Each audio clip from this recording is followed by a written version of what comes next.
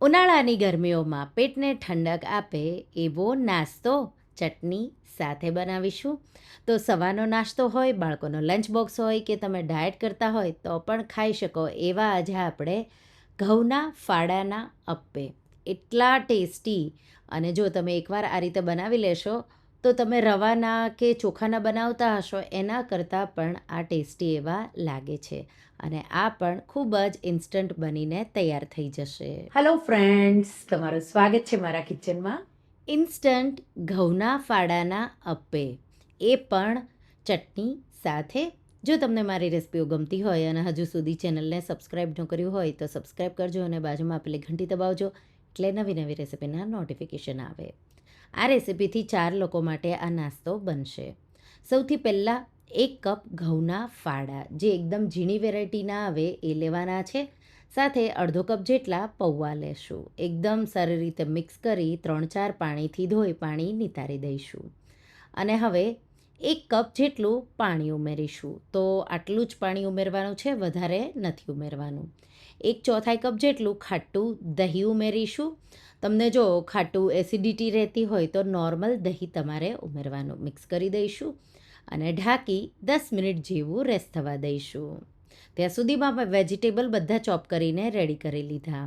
10 minute પછી ઘઉંના ફાડા આ રીતે સોક થઈ ફૂલી જશે એટલે આપણે એને આ રીતે મિક્સર જારમાં ટ્રાન્સફર કરી દઈશું. તો પાણી પણ ડ્રાય થઈ જશે અને દહીં પણ ડ્રાય થઈ જશે એટલે તમારે બધું જ આ રીતે મિક્સર જારમાં ઉમેરી દેવાનું છે. સાથે ટેસ્ટ માટે આપણે એમાં આદું, મરચાં, 3 લીલા મરચાં, એક નાનો ટુકડો આદુનો, અને આપણે એને મિક્સર જારમાં આ રીતે સ્મૂથ એવું વાટી લઈશું. તો આ રીતે હલકું દરદરું રહેશે. આ રીતે મેં એને વાટી લીધું છે.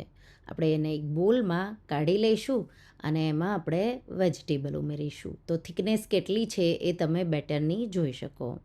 હવે 1/4 કપ જેટલું ખમણેલું ગાજર, 1/4 કપ જેટલું કેપ્સિકમ, 1/4 કપ જેટલું ટમેટું, અહીંયા 1/3 કપ જેટલા મેં બાફેલી મકાઈના દાણા લીધા. તમારા પાસે હોય તો ઉમેરવાના, નહીં તો સ્કીપ પણ કરી શકો. 1/4 કપ જેટલી ઝીણી ચોપ કરેલી કોબી અને 1/4 કપ જેટલા લીલા ધાણા. મીઠું સ્વાદ પ્રમાણે, તો 1/2 ટીસ્પૂન જેટલું ઉમેરી દેશું. સાથે 1 ટીસ્પૂન જેટલો મરીનો પાવડર. તીખાશ અને લીલા મરચાં બાળકો માટે બનાવવાના હોય તો બેલેન્સ કરી જે રીતે ઘરમાં તીખું ખવાય એ રીતે ઉમેરવાનું. 1/4 ટીસ્પૂન જેટલી હિંગ ઉમેરીશું અને એકદમ સારી રીતે બધું મિક્સ કરી દઈશું. અહીંયા તમે મીઠા લીમડાના પાન પણ ઝીણા ઝીણા ચોપ કરી ઉમેરી શકો. માત્ર તમે ટમેટા કોબી ઉમેરીને પણ આ અપ્પે બનાવી શકો. બેટરને 5 મિનિટ જેવું રેસ્ટ થવા દઈશું. ત્યાં સુધીમાં ચટણી બનાવી લઈશું. ચટણી માટે 2 લીલા મરચાં, એક નાનો ટુકડો આદુનો, સાથે 1 કપ જેટલા લીલા ધાણા ડાળખાં સહિત 2 ટેબલસ્પૂન જેટલા ડાળિયા ઉમેરીશું. 1થી 2 ટેબલસ્પૂન જેટલા શિંગદાણા, સાથે 2 ટેબલસ્પૂન જેટલું દહીં ઉમેરીશું. ચટણી કેટલી પાતળી જાડી જોવે એ રીતે 1/4 કપ જેટલું પાણી, સાથે અડધી ટીસ્પૂન જેટલું મીઠું, અડધી ટીસ્પૂન જીરું અને 1 ટીસ્પૂન જેટલી ખાંડ કે ગોળ પણ ઉમેરી શકો. તો ગળપણ તમને જોવે એ રીતે, અને આપણે ચટણીને સ્મૂધ એવી વાટી લઈશું. આ રીતે આપણી ચટણી પણ વટાઈને રેડી થઈ ગઈ.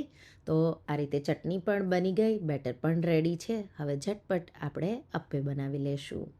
અપ્પે બનાવવા માટે મેં અપ્પેની પેન ગરમ કરવા મૂકી દીધી છે. ગેસની ફ્લેમ સ્લો ટુ મીડિયમ રાખીશું.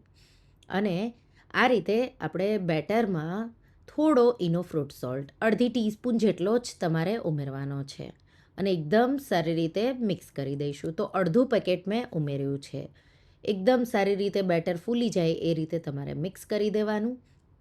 અને હવે અપ્પે પેનના મોલ્ડમાં થોડું થોડું તેલ, 1 ટીપું જેટલું તેલ તમારે ડ્રીઝલ કરી દેવાનું છે. અને પછી કોઈ ચમચીના મદદથી તમારે આ રીતે અપ્પે પેનમાં આ રીતે બેટર ઉમેરી દેવાનું અને ઢાંકી સ્લો ફ્લેમ પર તમારે એને 1 મિનિટ જેવું થવા દેવાનું છે. વચ્ચેના અપ્પે છે એ જલ્દી થઈ જશે, પણ સાઈડના અપ્પે છે એને થોડો ટાઈમ લાગશે. તો તમારે અપ્પે પેન છે એને ફરતી ફરતી થોડી ફેરવી અને કૂક કરવાનું છે. આ રીતે તમે જોઈ શકો છો એકદમ પરફેક્ટ એવું ફૂલી ગયા અપ્પે. મેં થોડું તેલ પણ છાંટ્યું હતું. હવે અપ્પેની સાઈડ ચેન્જ કરી લઈશું. તો આ રીતે વચ્ચેવાળા અપ્પે એકદમ પરફેક્ટ એવા એક સાઈડથી થઈ ગયા. હજી એક સાઈડથી આપણે એને થવા દઈશું. એ જ રીતે સાઈડના અપ્પે પણ એકદમ સારી રીતે થવા લાગ્યા છે.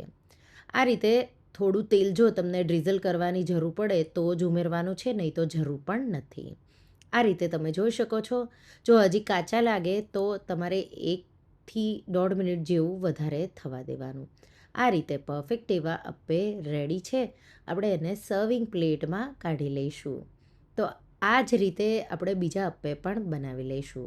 થોડું અમથું તેલ ડ્રીઝલ કરવાનું છે અને આ રીતે તમારે બેટર અપ્પે મોલ્ડમાં ઉમેરી દેવાનું, ઢાંકી ઉપરથી હલકું ડ્રાય થાય ત્યાં સુધી થવા દેવાનું. પછી તમારે એને ફ્લિપ કરવાનું. તો 2 સાઈડથી ક્રિસ્પી કરવાનું છે. તો આ રીતે 2થી 3 ટીસ્પૂન જેટલું તેલ એકવારમાં તમારે વાપરવાનું અને 2 સાઈડથી ક્રિસ્પી, અંદરથી સોફ્ટ એવા અપ્પે રેડી થઈ જશે.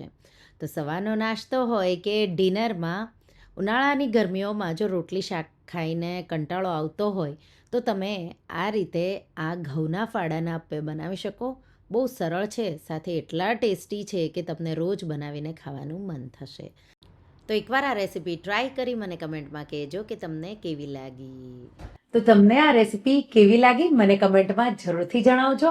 અને હા, જો રેસીપી ગમી હોય તો વિડીયોને લાઇક કરજો, શેર કરજો અને મારા ચેનલને સબસ્ક્રાઈબ કરજો. અને આવી જ નવી રેસીપીઓ માટે તમે બેલ આઇકોન બટનને પ્રેસ કરજો.